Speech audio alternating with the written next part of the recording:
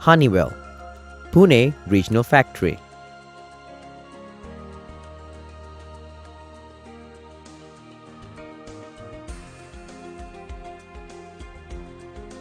Take a moment to introduce the Regional Factory Systems team, Pune.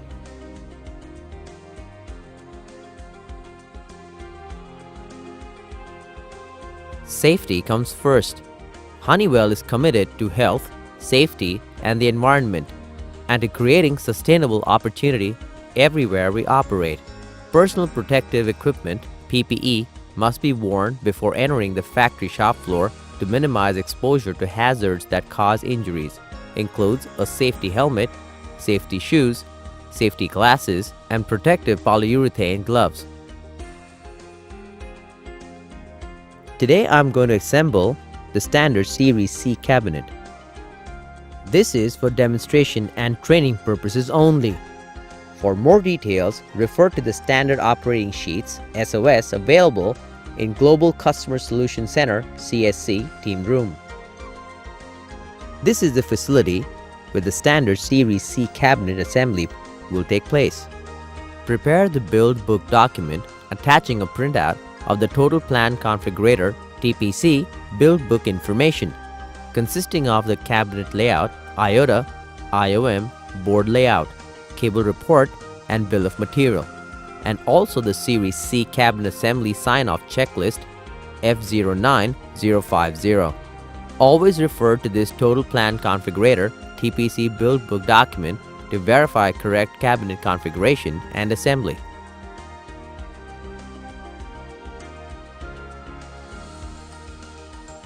Here is a riddle cabinet for assembly. Here is a riddle cabinet types. Here are the necessary tools to proceed with the assembly.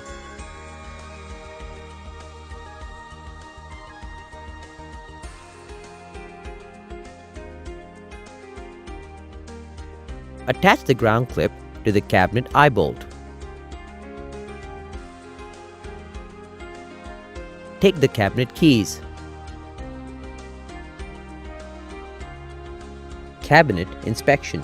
Here we validate the cabinet configuration is correct with reference to the TPC build book layout drawing assigned only for this cabinet. Open the cabinet door. Check the correct cabinet door configuration, which can either be right-handed or left-handed. Check the filter and gasket kit is available. Check the correct cabinet side panel configuration. Check the correct cabinet door hinge type, which can be either 90 degrees or 180 degrees. Check the correct cabinet door lock, which can be either a push-button lock or a key lock. Check the correct cabinet plinth, which can be either 4 inches or 8 inches. Check the correct cabinet paint color, which is by default RAL 7035 or custom color.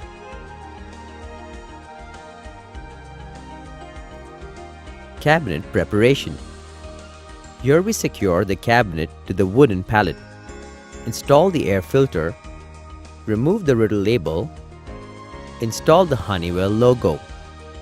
Install the ground bar and the chassis ground wire. Secure the cabinet to the wooden pallet using a hexagonal socket or a cap screw bolt M10 and a self-lock nut M10. Remove the riddle plinth corner cover cap. Insert the bolt with the washer through the hole from under the wooden pallet and hand tighten the self-lock nut.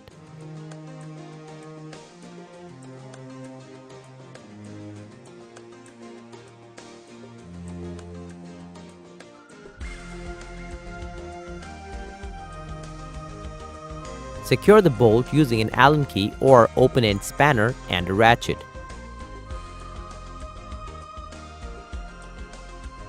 Place the riddle plinth corner cover cap back into the same position. Repeat the same procedure for the remaining 3 corners. Check the door filters for correct orientation of the filter element. Purple coating should be facing towards the inside of the cabinet. Open the filters and flip the filter element if incorrect. Install the filter, making sure the Riddle logo is on the bottom right. Unsnap the door handle plastic cover. Slide the Riddle logo out. Attach the Honywell logo.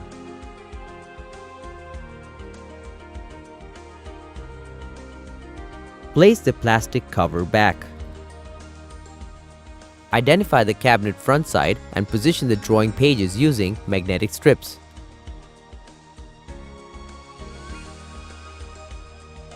Place the traveler in the document holder. Generate the correct cabinet agency certification label determined in the TPC build book and attach on the inside upper left corner of the front door.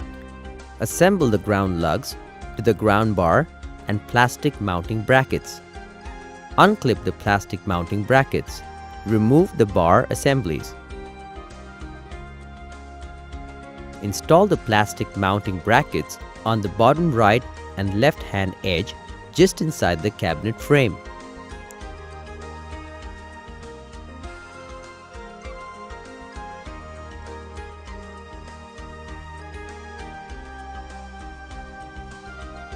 Install the ground bars in the installed brackets and re-clip the brackets.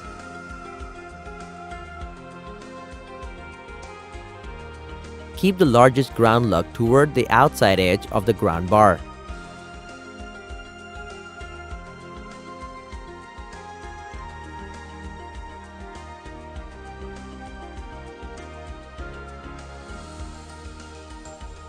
Assemble the parts, torque screw, serrated lock washer above and beneath. Install chassis ground wire in the first outermost hole from the front on the bottom inner left side of the cabinet frame. Installation of vertical rails. Here we install vertical support brackets, vertical rails, and cable tie clips. Locate the 13th slot on the front right side of the cabinet frame. Compress and install the first cage nut using a needle nose plier on the identified slot. Install the second cage nut on the 16th slot. Repeat the same procedure on the left side of the cabinet frame. In case of single-sided cabinet, install the first cage nut on the first slot from the cabinet rear and the second cage nut on the fourth slot from the cabinet rear. Place the vertical support bracket above the cage nuts. Secure using 2 hex head screws and hand tighten. Repeat the same procedure for the left side of the cabinet. Make sure the notched vertical rail edge is kept towards the bottom side. Place one of the vertical rails on the right side vertical support bracket. Align the vertical rail holes with the vertical support bracket holes. Connect the vertical rail with the vertical support bracket using 2 thread forming screws and an electric torque driver preset at 35 inch-pounds. Hold and align the vertical rail holes with the center horizontal side rail holes. Connect the vertical rail with the center horizontal side rail using 2 Riddle torque screws and an electric torque driver preset at 35 inch-pounds. Connect the vertical rail to the upper and lower horizontal side rail in the same way.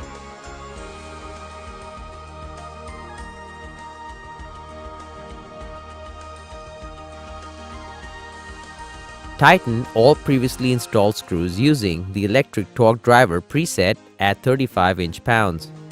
Repeat the same procedure for the installation of the vertical rail on the left side of the cabinet. Insert the cable tie clips in the appropriate locations of the vertical support rail.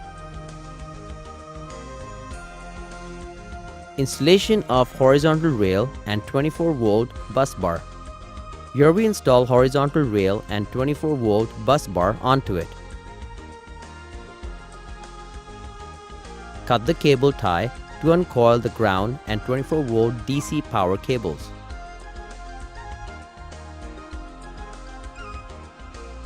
Remove the 24-volt DC power cable.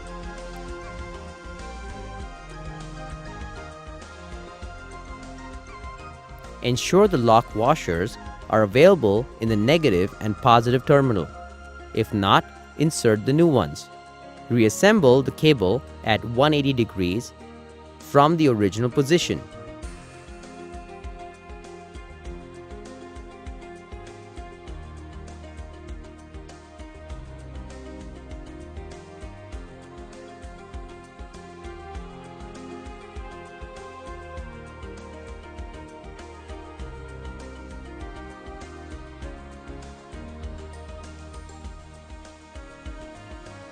Remove and discard the protective boots from each terminal where the strap cables will be installed. Remove the strap cables and reassemble the cables at 180 degrees from the original position.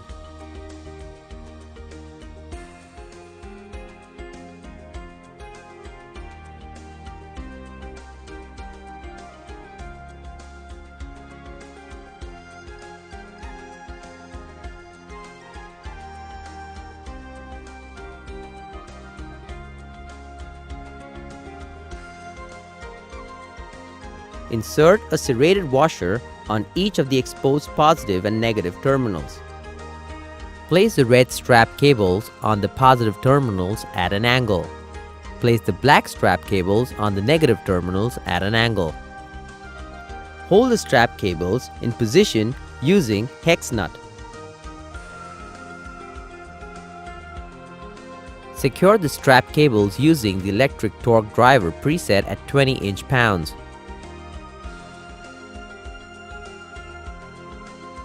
Slide the protective boots over the exposed terminal.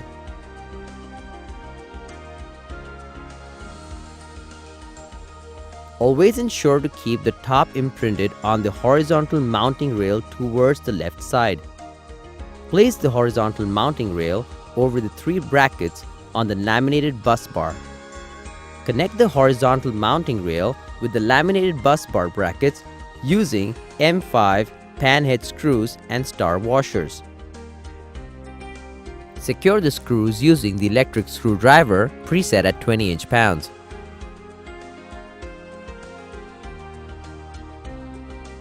Place sticky mount tie wrap holders of 1 inch size next to each red strap cables on the horizontal rail.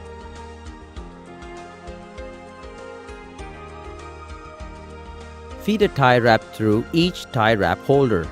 Loop back into the tie wrap holding clamp, providing an approximately 1 inch diameter.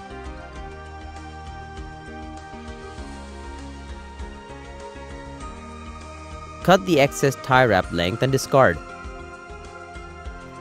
Always ensure to keep the top imprinted on the horizontal mounting rail towards the left side. Place sticky mount tie wrap holders of 1 inch size on the lower horizontal rail. Feed a tie wrap through each tie wrap holder. Loop back into the tie wrap holding clamp, providing an approximately 1 inch diameter.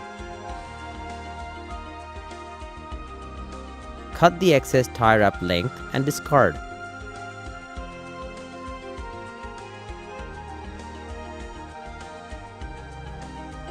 Installation of horizontal rail. Here we install the horizontal rail at the top, middle and lower position of the vertical rails for mounting the IOTA carrier channel. Refer to the position of the power system in the TPC build book to determine the location of the horizontal bus bar assembly. Install and secure the horizontal bus bar assembly on the top position of the vertical rail in the cabinet front side using M5 self-threading screws and the electric screwdriver preset at 35 inch-pounds.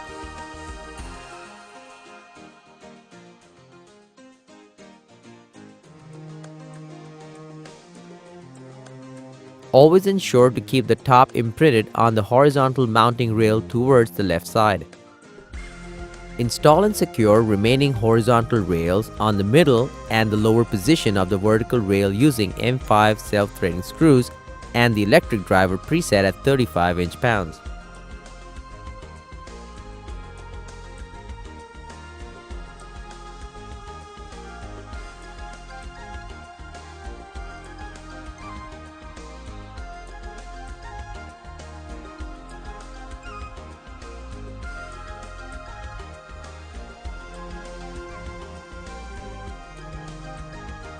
Determine the location of the IOTA carrier channel from TPC Build Book.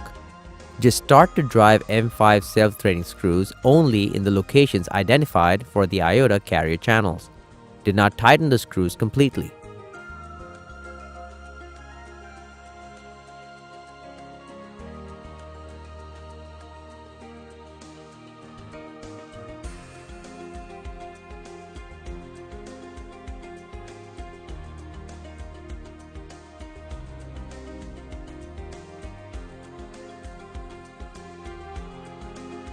Installation of IOTA carrier channel ground wires. Here we install the IOTA carrier channel ground wires and a route along with the power cables. When IOTA trays are located only at the top, add 14 gauge green with yellow trace ground wires of about 4 meter length only at the top horizontal rail for each vertical row of the IOTA carrier channel. Keep enough wire hanging for service loops later. Route all the ground wires behind the top horizontal mounting bracket and laminated 24-volt bus bar. Take each ground wire through the tie wrap loop, leaving one behind as you repeat this through all the tie wrap loops.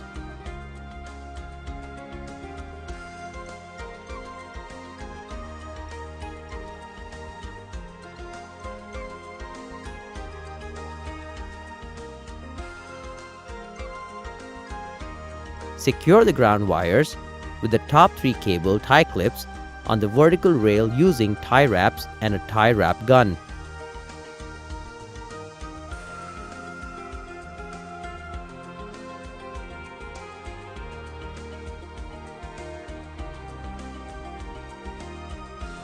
Do not secure the ground wires from the 4th cable tie clip onwards and will be secured later with the power cables during the power system installation.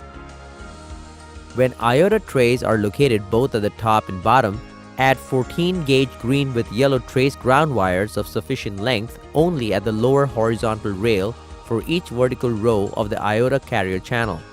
Take each ground wire through the tie wrap loop, leaving one behind as you repeat this through all of the tie wrap loops.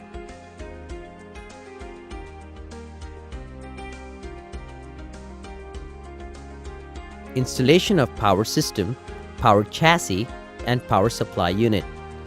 Here we install the power system, power chassis, power supply unit, power cable, and the battery backup unit (BBU). Qualified Series C power supplies are TDI, Phoenix, and Honywell. For training purpose, TDI power supply installation will be demonstrated. Place the power system chassis on a working table for pre-assembly work. Cut the tie wraps to uncoil the power cables onto the work surface. Secure the power cables on the power chassis edge using another cable tie.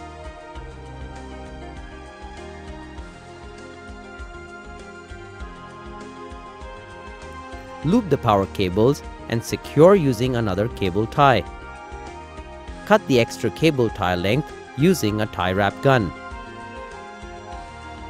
Identify the power chassis configuration and the location in the cabinet from TPC Build Book. Here we install the redundant power system unit with the battery backup unit CCPWR-B01 on the front left side of the cabinet. Insert Riddle torque screw about 1/8 inch into the 6th hole of the upper part of the middle horizontal rail, using the electric screwdriver preset at 35 inch-pounds. Insert another screw into the 6th hole of the lower part of the top horizontal rail. Do not tighten the screws fully at this time.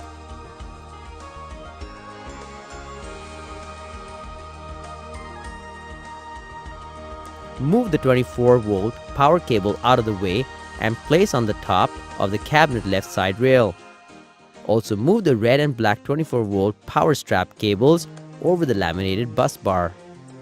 Slide the power chassis into place, ensuring the chassis cutouts are under the Riddle torque screws.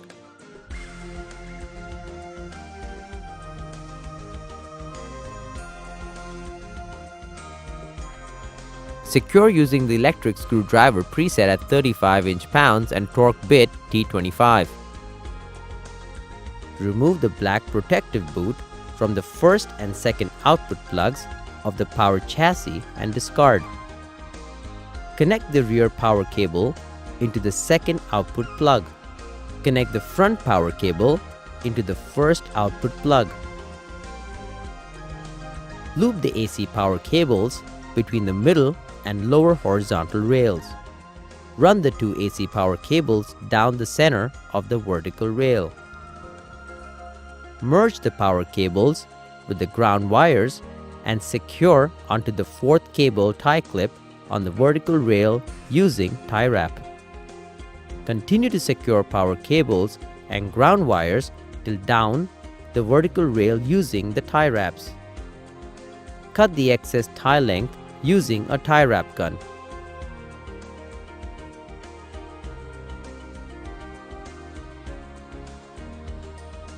Install the first power supply module by sliding into the top slot of the power chassis. Secure by tightening the thumb screws.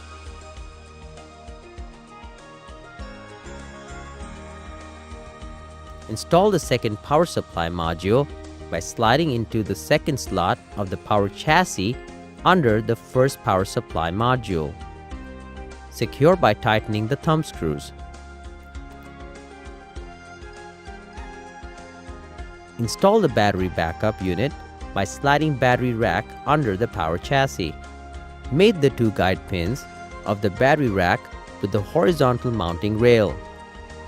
Secure the battery rack to the horizontal mounting rail using M5 thread forming screws and the electric screwdriver preset at 35 inch-pounds. Secure the battery rack to the riddle side rail using riddle torque screws and the electric screwdriver preset at 35 inch-pounds.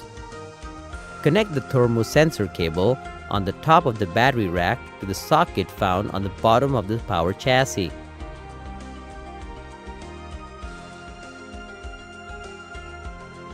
Remove and save the three battery clamps.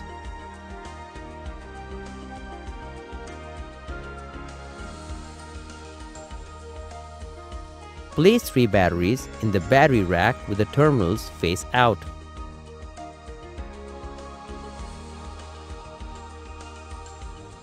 Install the two battery jumper lugs.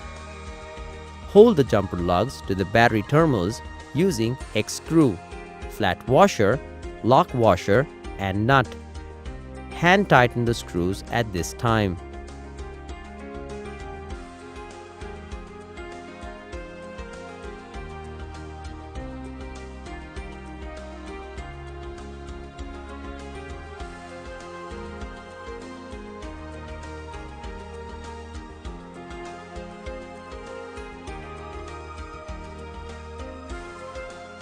Attach the red wire to the positive terminal using the supplied hardware. Hand tighten the screw at this time. Attach the black wire to the negative terminal using the supplied hardware. Hand tighten the screw at this time. Secure all previously installed hardware using a pair of ring wrench or open end wrench and a torque wrench socket, or as equivalent.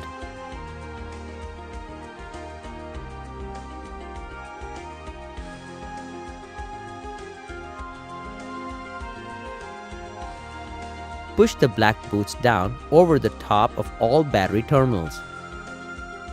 Secure the batteries by placing the three battery clamps in position and tighten the screws.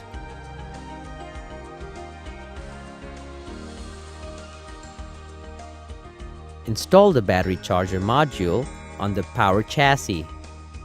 Slide the battery charger module into the last slot of the power chassis and secure using the thumb screws.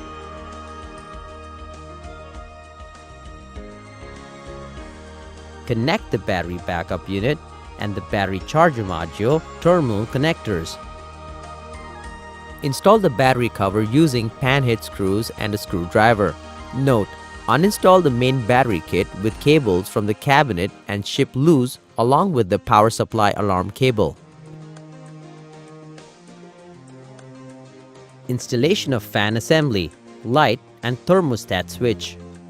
Here we install the cabinet fan, cabinet light, and cabinet thermostat switch.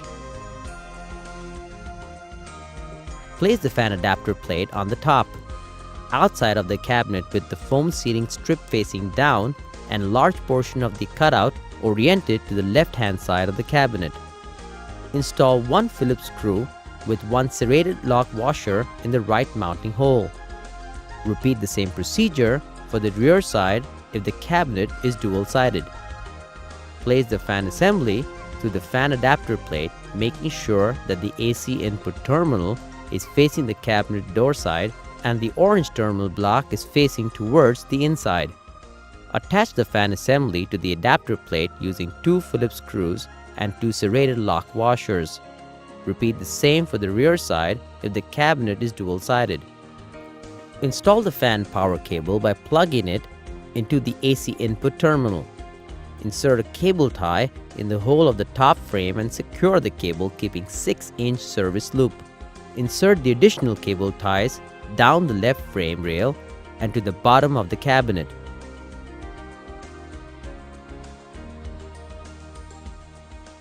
Cut the excess cable tie length using a tie wrap gun. Repeat the same procedure for the rear side if the cabinet is dual-sided. Install the Riddle cabinet light using an M5 Torx screw and a Torx screwdriver on the top inside frame rail hole and towards the cabinet frame center. Install the light power cable by plugging the cable into the left side of the light. Route the cable alongside with the fan power cable. Secure the cable during the routing with the tie wraps to the frame. Cut the excess cable tie length using the tie wrap gun. Repeat the same procedure if the cabinet is dual-sided and the light is to be installed in the rear side. Insert the additional cable ties down the left frame rail and to the bottom of the cabinet. Install the thermostat switch mounting bracket using an M5 Torx screw and the electric screwdriver preset at 35 inch-pounds in the second hole of the center cabinet horizontal side rail. Snap the thermostat switch by pushing the switch sideways on the mounting bracket. Termination of ground wires. Here we do ground wire termination. Connect all 5 gland plates to the right side of the cabinet frame by using a 14-gauge green with yellow trace ground wire jumpers and the Riddle hardware kit. Connect the ground wire jumper to the gland plate by placing a Riddle hex nut, a ring washer, and a flat washer through the jumper ring lug. Hand tighten the screw at this time.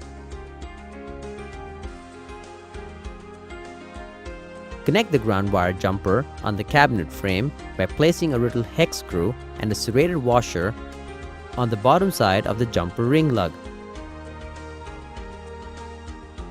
Secure using the electric screwdriver preset at 35 inch-pounds and a ratchet.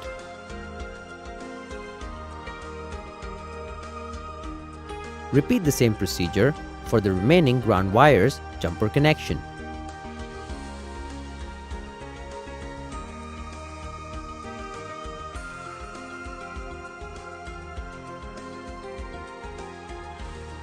Tie wrap the solid green 14-gauge ground wire to the bottom right side of the cabinet frame.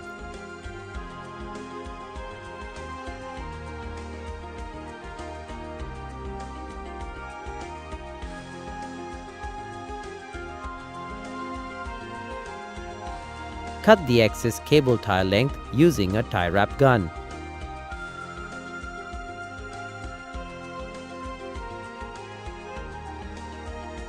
The ground wires should be stripped so that the full length of the stripped wire goes all the way to the end and no wire strands are visible. Terminate the solid green ground wires at the master reference ground bar on the bottom right side of the cabinet using a flathead screwdriver. Keep a minimum 5-inch service loop. Tie wrap 14-gauge green with yellow traces ground wire on the bottom left side of the cabinet frame. The ground wires should be stripped so that the full length of the stripped wire goes all the way to the end and no wire strands are visible. Terminate the solid green ground wires at the AC safety ground bar on the bottom left side of the cabinet using a flathead screwdriver. Keep a minimum 5-inch service loop. Connect the front and rear master reference ground bar on the bottom right side of the cabinet together using a 14-gauge solid green ground wire with a minimum 5-inch service loop. Only one connection from the front and rear is necessary. Connect the front and rear AC safety ground bar on the bottom left side of the cabinet together using a 14-gauge green with yellow traces ground wire with a minimum 5-inch service loop. Only one connection from the front and rear is necessary. Installation of breaker box. Prior to the installation of breaker box, adjust the position of the first clamp. Change the second clamp screw on the left side of the bottom gland plate. Check that the breaker box meets quality standards. Remove the metal cover of the breaker box to expose the internal structure of the box.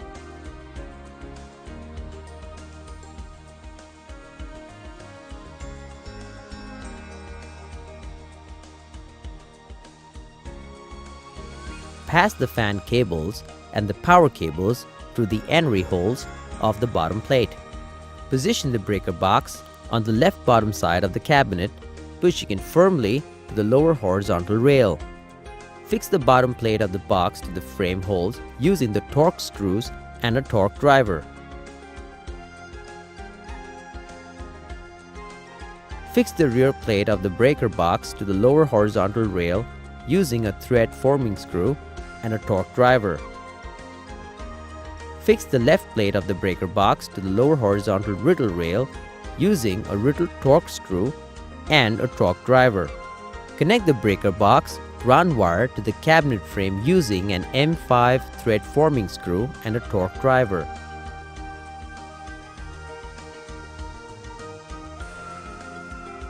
Connect L1 brown and L2 blue wires to the proper terminals of the appropriate breaker.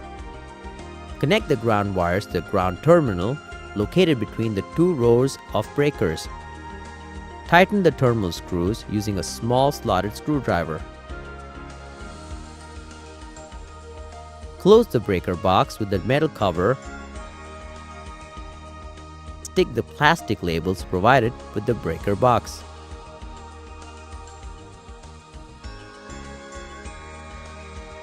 Installation of the standard iota carrier channel CC MCA R01. Hang all the required lower carrier channels in the appropriate position using the screws previously installed on the horizontal rail. Hang all the required upper carrier channels by slightly tilting to the exposed metal bus position of the lower channel behind the metal bus of the upper channel.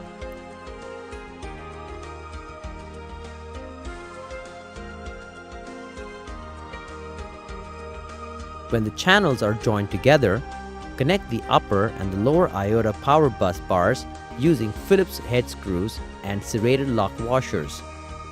Let the operator lead in the screws by hand to ensure the proper alignment.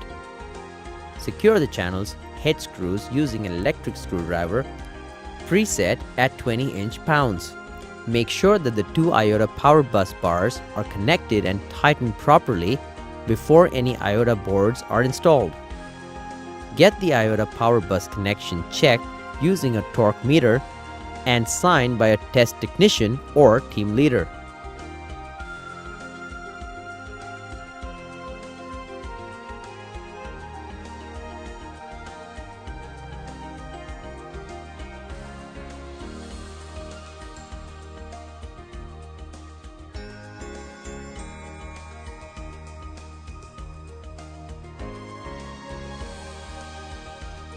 Secure the iota carrier channels by installing M5 thread forming screws on the lower portion of the channels. Complete the assembly by tightening the screws on the upper portion of the channels. Make sure to torque the hardware to 35 inch-pounds. Install pre-trimmed nylon grommets on the top edges of the upper iota carrier channels and the bottom edges of the lower iota carrier channels. Connect the red strap cable to the left-hand exposed iota power bus using an M5 Phillips span head screw and a serrated lock washer. Connect the black strap cable to the right-hand exposed iota power bus using an M5 Phillips span head screw and a serrated lock washer. Secure the pan head screw using the electric screwdriver preset at 20 inch-pounds. Get the power strap cable connection checked using a torque meter and signed by a test technician or team leader. Slide the protective boot covers into the exposed positive and negative power terminals. Terminate the green with yellow trace ground wire to the shield ground screw at the top or bottom of the iota carrier channel as appropriate. Make sure to use the ring lug at the ground wire end.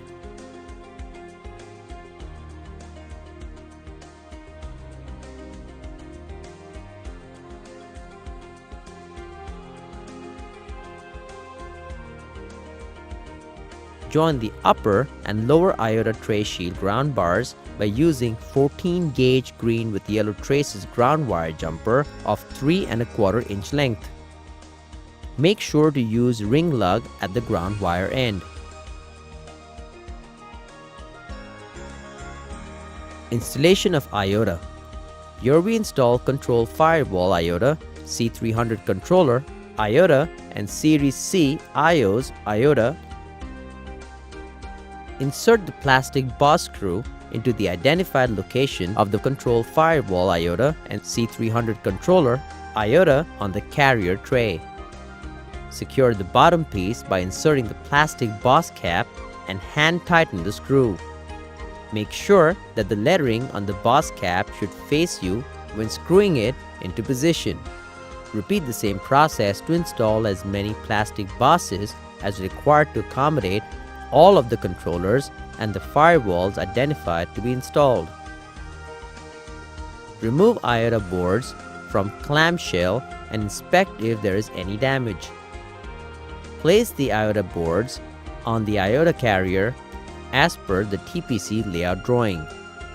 Always start the iota board installation at the top, then working down the iota carrier. Install the iota boards by turning each mounting screws clockwise 3 complete turns using a Phillips screwdriver. Make sure during installation only diagonally opposite screws are tightened. Starting with the right top corner screw first and the left bottom corner screw next. Do not tighten the screws fully at this time. Install the positive 24-volt screw and the COM screw by turning it into 3 complete turns clockwise with a Phillips screwdriver. Do not tighten the screws fully at this time. Go back to the 24-volt positive and the COM screw. Tighten both the screws using an electric driver. Go back to all iota mounting screws and secure the iota board properly using an electric driver in the same installation sequence. Repeat the same installation process for all the remaining iota boards.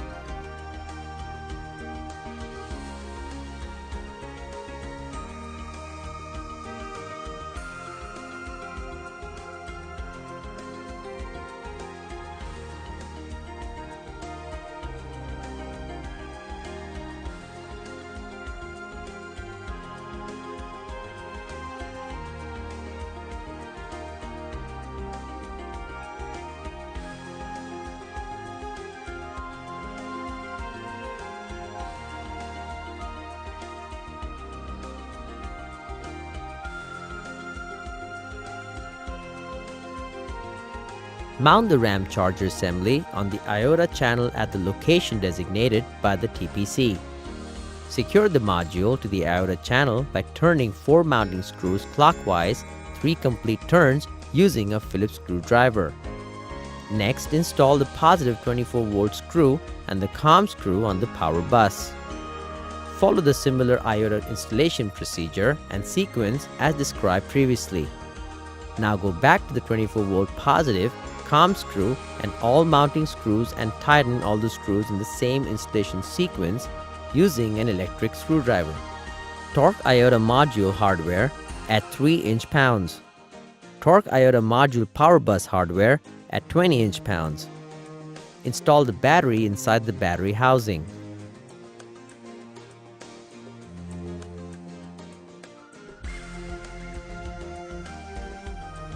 Make sure that the battery charger terminal is disconnected.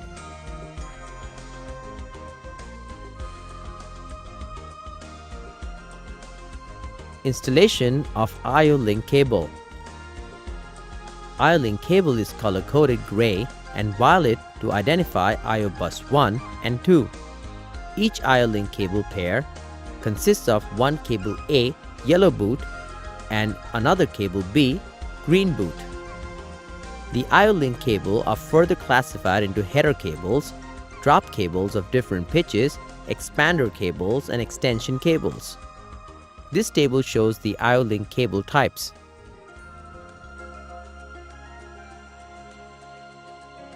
This table shows the cabinet interconnections for IO-Link cable termination.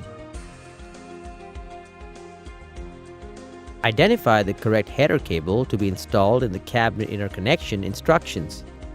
Tie wrap the A and B header cables together. Route across the top of the iota channel under the iota power bus strap cables. Make sure that one cable pair is dropped inside the right-hand channel of each iota carrier. The cables are routed in such a way so that the block interconnecting end is located on the far right-hand side of the cabinet. This table shows the IO-Link drop cable details. Connect the IO-Link drop cables to the correct header cable. Yellow connects to yellow. Green connects to green. Dress the cables in the channel for connecting to identified iota locations. Connect the cables to the iota boards. Gray cables for bus 1 connections are located on the upper half of the iota. Continue the IO-Link cabling until all cables have been installed.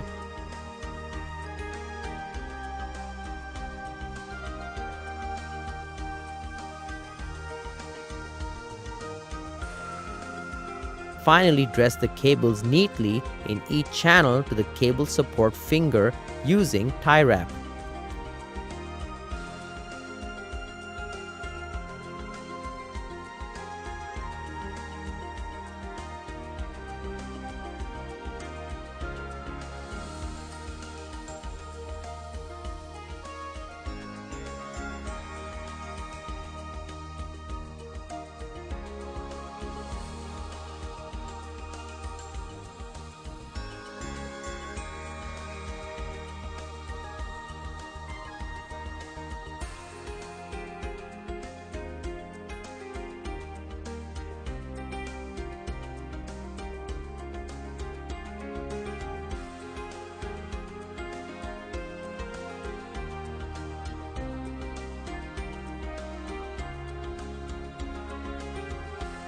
Dress the cables in the channel for connecting to identified iota locations. Connect the cables to the iota boards. Violet cables for bus 2 connections are located on the lower part of the iota. Continue the IO-Link cabling until all cables have been installed. Finally, dress the cables neatly in each channel to the cable support finger using tie wrap.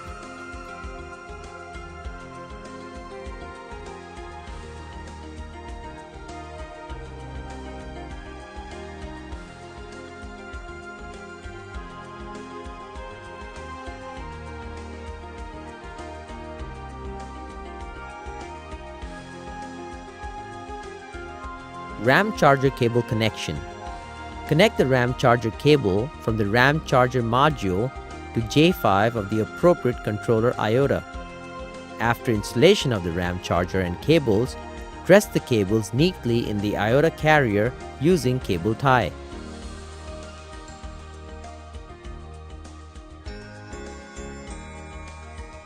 I/O address jumpers installation. I/O address jumpers are unique and available in two different series of tab numbers. Make sure that you have the correct type before installing. Tab 1XX is violet in color. Tab 2XX is gray in color. Install unique I/O address jumpers onto the pin location on the right-hand side of the IOTA assembly. Make sure not to bend the exposed pins.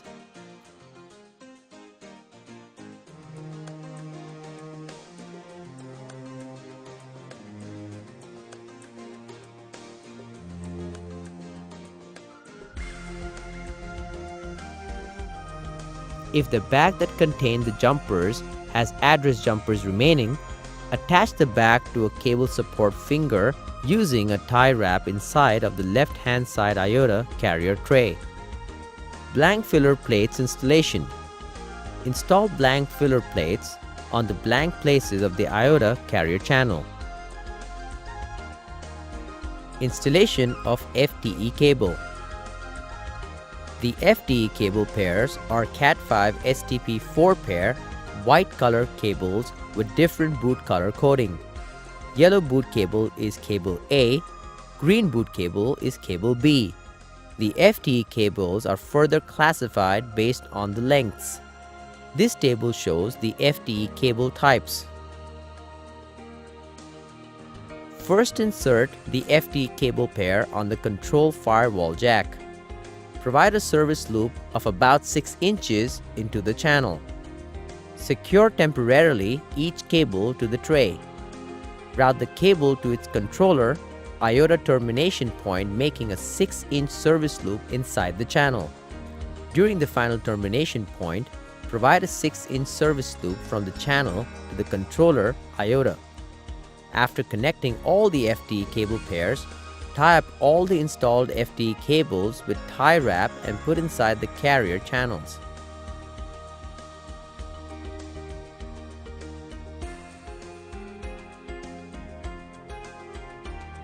Redundancy cable installation. Insert the orange boot redundancy cable between the primary and secondary controller IOTA. Installation of I/O module. Remove the appropriate modules from clamshell by breaking the ESD seal. Inspect if there is any damage. Place modules on the identified locations. Hand tighten the 2 outside captive screws first before tightening the center plastic screw using a Phillips screwdriver. Run the screw into the module more than 80% using an electric screwdriver. The remaining insertion must be done by hand in order to prevent damage to the screw head and over-tightening. Repeat the same procedure for the remaining modules.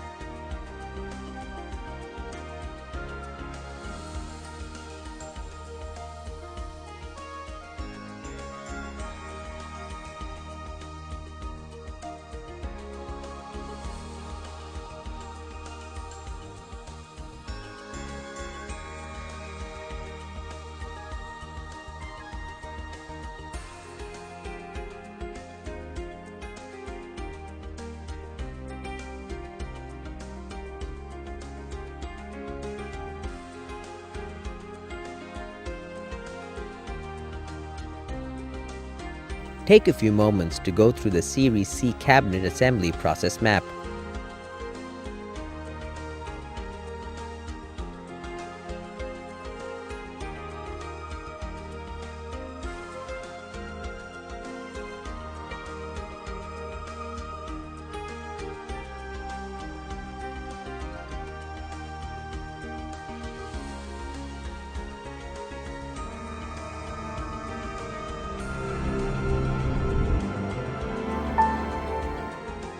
For more details, visit Global Customer Solution Center, CSC, Team Room.